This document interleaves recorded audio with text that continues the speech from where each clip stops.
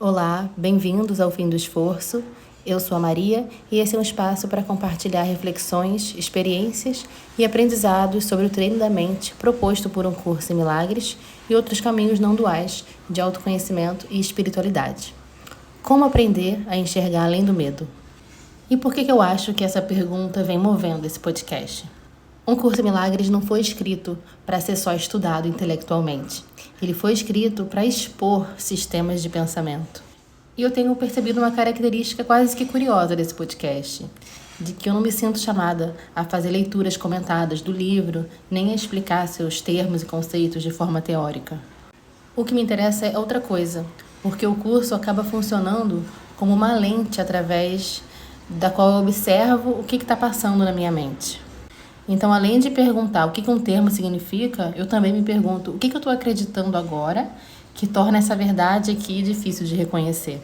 E aí os episódios acabam nascendo menos de definições e mais de investigações.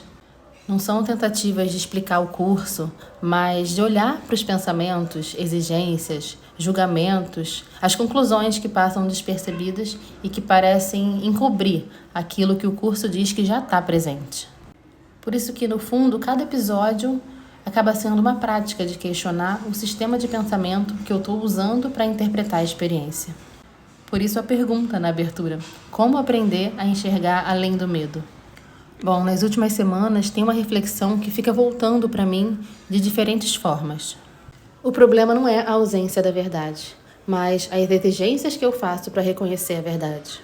Eu percebo que muitas vezes eu acredito estar buscando a paz, a presença de Deus, a orientação do Espírito Santo.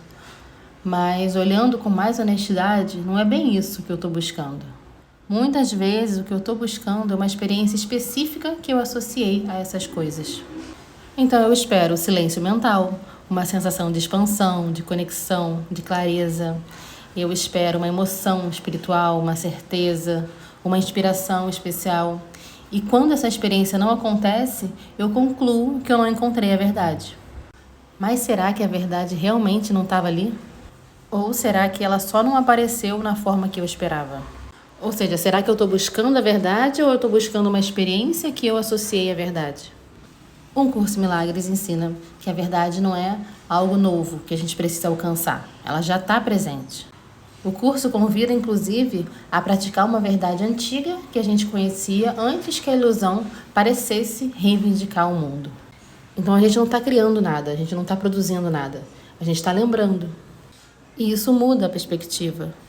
Porque se a verdade já está aqui, então a questão deixa de ser como alcançar a verdade e passa a ser como parar de bloquear o seu reconhecimento. Porque a dificuldade não está na distância entre mim e a verdade, mas na quantidade de condições que eu estabeleço para aceitá-la. A verdade não vai e volta, o amor não aparece e desaparece. A gente está falando aqui de uma verdade não dual, do que é eterno. Então, o que parece mudar é a minha disposição para reconhecer o amor nas formas que ele escolhe se apresentar. Eu acho que é aqui que justamente muitas buscas espirituais se confundem.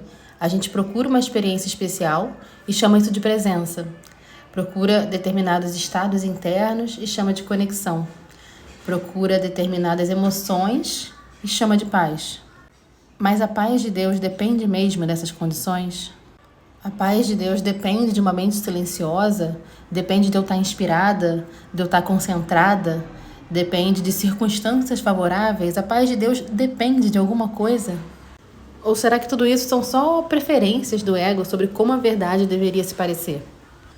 Tem um tempo já que eu me percebo em uma transição interna, como se eu estivesse saindo de um sistema em que a presença era entendida como um estado especial e entrando em um outro em que a presença é uma capacidade de reconhecimento que não depende das condições ideais. Eu estou tentando entrar aqui nesse segundo. E isso, gente, não significa que estados de expansão, clareza, profunda conexão não existam. Eles existem e são muito belos. A questão é transformar isso em requisito. Porque quando eu faço isso, eu passo a acreditar que eu só posso reconhecer Deus em determinados momentos.